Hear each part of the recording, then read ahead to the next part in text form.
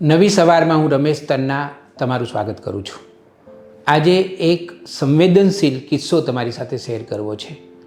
ગુજરાતનું એક નગર, એ નગરની એક યુવતી કોલેજમાં ભણતી હતી અને આધુનિક સમય છે. એક જમાનો તો એવો હતો કે સહશિક્ષણ પણ નહોતું, એટલે છોકરાઓ અને છોકરીઓ અલગ અલગ ભણતા હતા. એવો એક જમાનો હતો. એ તો બહુ જૂની વાત છે. હવે તો બધું બદલાઈ ગયું છે. હવે આ યુવતી એક યુવકના પ્રેમમાં પડી. આ તો આજના જમાનાના યુવક અને યુવતીઓ છે. એટલે એવું બન્યું કે એ લોકો સાથે ફિલ્મ જોવા જાય, રેસ્ટોરન્ટમાં જમવા માટે જાય, હરવા ફરવા જાય, એવું બનવા માંડ્યું. એકવાર એવું થયું કે કોઈકના ફાર્મ હાઉસ ઉપર એ લોકો બધા ગયા અને પેલો જે પ્રેમમાં હતો યુવક, એણે યુવતીને કહ્યું કે આપણે બંને શરીર સંબંધ બાંધીએ. હવે યુવતીએ ના પાડી. પેલા યુવકે ખૂબ એને સમજાવ્યું, પછી થોડો ગુસ્સે પણ થયો કે તું કેમ રૂઢિચુસ્ત છે આટલી બધી.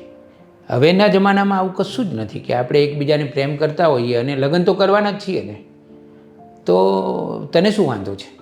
તો છોકરીએ એવું કહ્યું, એ જરા થોડીક ખાનદાની હતી અથવા તો થોડીક એના એવા સંસ્કાર હતા. એણે કહ્યું કે ના, લગ્ન કરવાના જ છીએ ને, તો આટલી બધી ઉતાવળ તું શું કામ કરે છે. તો એણે દબાણ કર્યું. તો છોકરી થોડીક ટેન્શનમાં રહેવા માંડી.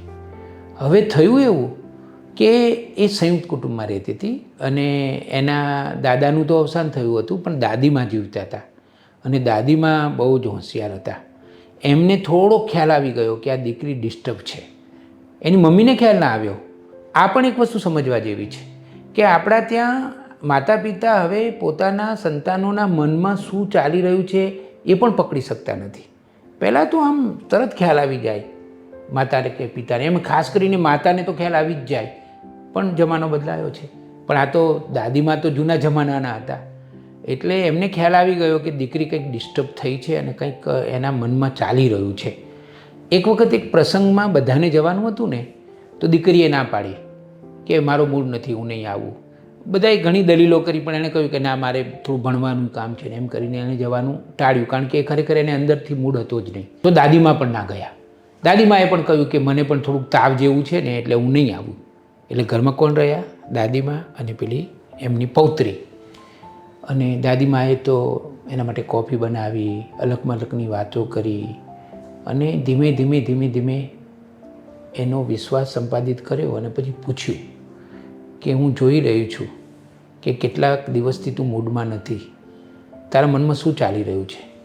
તો પેલી તરત તો ના કહ્યું, જે દીકરી હતી ને એણે તરત ના કહ્યું, પણ પછી વાતાવરણ એવું ઊભું થયું તો એટલે કહી દીધું કે હું એક છોકરાના પ્રેમમાં છું અને અમે બંને એકબીજાને સાચો પ્રેમ કરીએ છીએ, લગ્ન પણ કરવાના છીએ, પણ એ છોકરો આવી શરત મૂકે છે અને મેં ના પાડી તો એ મારા ઉપર ગુસ્સે થઈ ગયો છે અને હવે તો એ કહી રહ્યો છે કે જો તું હા નહીં પાડે તો પછી આ સંબંધ હું કાપી નાખીશ.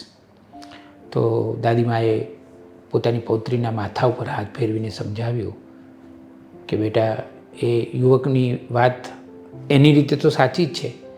એ જો તને સાચો પ્રેમ કરતો હોય ને તારી જોડે લગ્ન કરતો હોય તો એ આવી કોઈ માગણી કરે તો તારે ના ન પાડવી જોઈએ.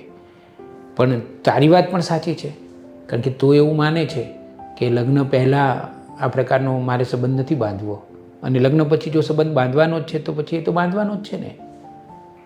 પછી દાદીમાએ એક વાત સરસ કરી. દાદીમાએ એમ કહ્યું કે પ્રેમ કોને કહેવાય બેટા. પછી દાદા પોતાને કેટલો સાચો પ્રેમ કરતા હતા એના ઉદાહરણો પણ આપ્યા અને દાદીમાએ એ પૌત્રીને એમ સમજાવ્યું કે પ્રેમ એટલે સમર્પણ, પ્રેમ એટલે ત્યાગ, પ્રેમ એટલે જતું કરવું, પ્રેમ એટલે સહન કરવું, પ્રેમ એટલે કાળજી રાખવી. આઈ લવ યુ એમ કોઈ કહી દે અથવા તો ભેટ આપી દે, સોગાત આપી દે, એ પ્રેમ નથી. એ છોકરો જો ખરેખર તને સાચો પ્રેમ કરતો હોત ને તો એણે આવી શરત રાખી જ ના હોત. જે છોકરો એમ કહે છે કે તું મારી સાથે શરીર સંબંધ નહીં બાંધે તો આપણો સંબંધ તૂટી જશે, તો એનો સંબંધ તો માત્ર શરીર સાથે જ છે, મન સાથે નથી. અને પેલી જે પૌત્રી હતી એ એટલી હળવી ફૂલ થઈ ગઈ, પોતાના દાદીમાને બાજી પડી કે દાદીમા, તમે કેટલી મોટી અને સાચી વાત કરી. મને તો 4-5 દિવસથી ઊંઘ નહોતી આવતી, ખાવાનું નહોતું ફાવતું, શું કરવું એની મને ખબર નહોતી પડતી. અને તમે મને રસ્તો બતાવી દીધો. હવે હું એને કહી દઈશ કે મારે તારી સાથે સંબંધ નથી રાખવો. જો તારો આવો શરતી સંબંધ હોય તો એ મને મંજૂર જ નથી.